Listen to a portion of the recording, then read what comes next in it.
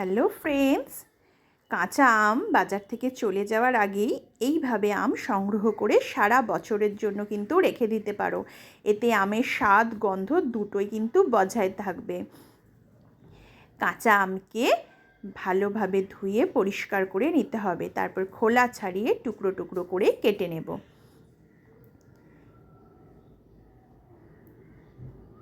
যারা আম খেতে ভালোবাসো সারা বছরের জন্য এইভাবে আম সংরক্ষণ করে রেখো। রেসিপিটি ভালো লাগলে বন্ধুরা লাইক কমেন্ট করতে ভুলো না। এটা কাঁচের বয়েমে আমের টুকরোগুলো দিয়ে দিচ্ছি। পরিমাণ মতো নুন দিয়ে দেব, নুনটা একটু বেশি দিতে হবে, সারা বছর সংরক্ষণ করব সেই জন্য নুনের পরিমাণটা একটু বেশি যাবে।